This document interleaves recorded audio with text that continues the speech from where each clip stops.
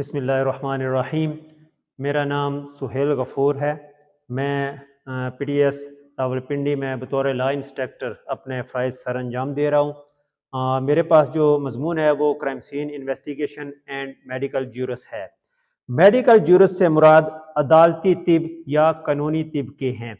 दूसरे अल्फाज में इस साइंस का जो तल्लुक़ है उसके ऐसे मज़ामीन के दो पहलू हैं, एक कानूनी है और एक तिबी है। मसलन खुदकुशी, कत्ल, ज़िना में जो है वो कानून और तिब का बाहमी ताल्लुक है। आम तौर पर देखा जाए तो मेडिकल ज्यूरस जो है इसकी मदद से अदालतों को इंसाफ मुहैया करने में मदद फराहम करना है कि अदालतों को इंसाफ फराहम करने में आसानी पैदा होती है। तो ये मेडिकल ज्यूरस जो है इस इल्म की बदौलत जो है वो एक तफ्तीशी, अच्छा तफ्तीशी जो है वो अच्छे तरीके से तफ्तीश कर सकता है। दूसरे नंबर पर मेडिकल ज्यूरिस्प्रूडेंस के मायने अगर देखा जाए तो तिब, कानून और इल्म के हैं। तो मेडिकल जैसा कि पता चल रहा है कि ये तिब है और ज्यूरस जो है उसका कानून और प्रूडेंस के जो है मायने हैं वो नॉलेज के हैं, यानी कि इल्म के। एक अच्छे तफ्तीशी को मेडिकल ज्यूरिस्प्रूडेंस के बारे में अच्छा इल्म होना जरूरी है। गो कि ये एक एक्सपर्ट नहीं है, लेकिन ये अच्छे तरीके से वहां से शहादतों को कलेक्ट कर भी सकता है और करवा भी सकता है। अब अगर देखा जाए तो कोई भी मुल्ज़म जो है वो कानून के शिकंजे से बच नहीं सकता।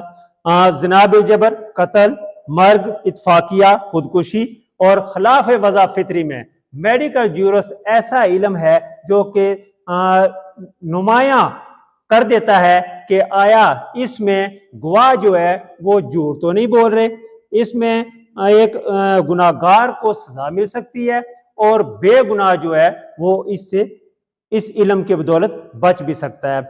अब एक जगह पे मिसाल के तौर पर एक बंदे को जहर दिया गया, जहर देकर उसको फंदे पे लटका दिया गया, गवाह भी तैयार कर लिए गए, लेकिन जब पोस्टमार्टम रिपोर्ट आती है तो पता चलता है कि इस बंदे ने खुदकुशी नहीं की, बल्कि इसने जो है इसको जहर देकर पहले कत्ल किया गया, उसके बाद जो है वो इसको फंदे पे लटकाया गया है। तो कानूनी अगर हम नुक्ता निगाह से देखें तो हमें जो है वो अदालत कहती है कि माहिरीन की राय जब अदालत तलब करेगी तो माहिर जो है वो अपनी राय उसमें शामिल करेगा। और जो इसमें आता है कानून शहादत का आर्टिकल 59 है, उसके तहत जो है वो अदालत माहिरीन से राय तलब कर सकती है।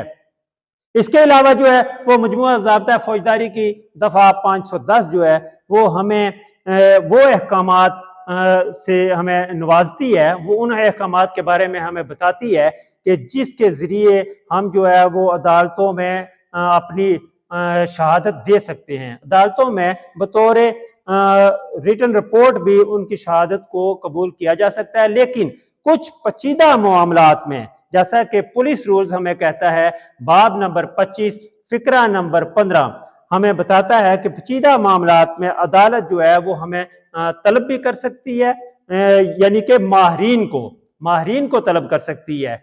एक अच्छा जो तफ्तीशी है वो माहिर नहीं है, उसकी जो शहादत है वो काबिल अदखाल शहादत नहीं है, जबकि माहिरीन जो हैं उनकी अदालत में जो शहादत है वो काबिल अदखाल शहादत होती है।